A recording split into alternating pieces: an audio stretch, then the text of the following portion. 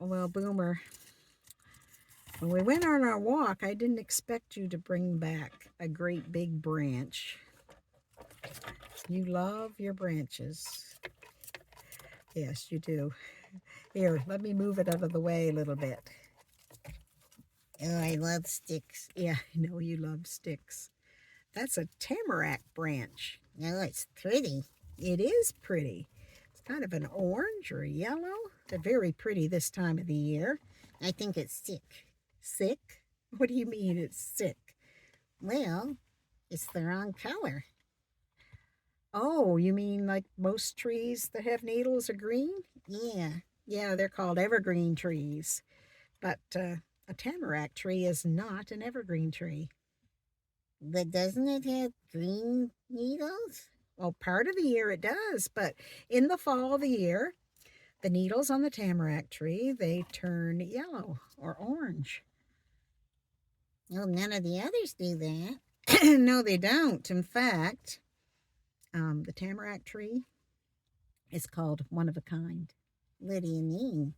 Well, it's actually a hardwood tree. You mean it has leaves? Yes, but it has needles. Well, I don't understand. Well, maybe because the tamarack tree is different. It's special. It's not really an evergreen, even though it has needles and is green part of the year.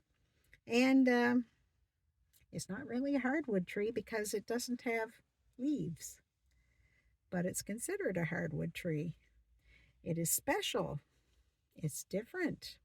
It's beautiful this time of the year. And it kind of reminds us of someone who's special in our story today. Oh, who's that? Well, do you remember we've been learning about Joseph Oh, yeah. and Benjamin. Benjamin? Yeah, they thought he took the cup. That's right, they did. And Judah's going to take his place. Well, that's where we left it off. That's right. But you know what happened? When Joseph, the governor, saw the difference in his brothers, how Judah was even willing to lay down his own life for his brother Benjamin, immediately he knew his brothers had changed. They've had a change of heart. All that hatred they had towards him, when he was the favorite son, that was gone. Now they were trying to protect Benjamin. And because of that, he sent everybody out of the room except for his brothers. And when everybody was quiet, he said to them, I want you to know who I am. I'm Joseph, your brother. How's my father? Oh, no. They're in trouble. They're in deep, deep trouble. He's going to get them back. Well, you would think that's what was going to happen. In fact, the brothers thought that was going to happen. They didn't respond. They were terrified. And then Joseph said to them, I know you sold me into Egypt as a slave. And I don't want you to be angry about that because God had a purpose in it all. Because of that, me being in Egypt, God has put me in a position where I can save your lives. I can rescue you from starvation. Oh, that's so exciting. It is. And his brothers, he came down, right down by his brothers, and he hugged them and they kissed each other. He cried over them. He was so happy to see them. Oh, I bet they were excited that he really wasn't dead. Can you imagine their relief? They had been carrying the guilt that they thought their brother was dead all these years, and now he was alive. They were so glad to be with him again. And yes, he had forgiven them, but that wasn't the only thing. You know what he's told them to do? I want you to go back and get my father. I want you to hurry.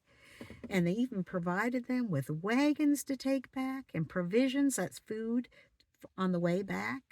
And for once they got their father and all the family, their children, and came back, They had all that food, provided them with some clothes to wear, and money that they would need. All those things were provided, and they would come and live in the land because the next 5 years were going to be famine, and Joseph was going to take care of all their needs. You know, that's really exciting when they didn't know from day to day whether they would have food enough to eat. Joseph was going to meet all their needs. Well, the brothers, they packed up everything and they headed back to the land of Canaan to find their father. And can you imagine his reaction when they tell him, Father, you'll never guess, but you know the governor we were talking about? The one that we're so afraid of? The one that kept Simeon in prison and told us to bring back Benjamin? Oh, yeah, that guy. Yes, they were so afraid of him. They were. Well, that man, he's our brother Joseph. He's your son. Oh, what?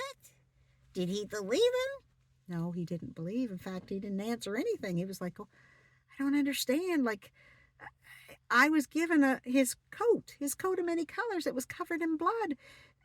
There's no way he's alive. That can't be possible.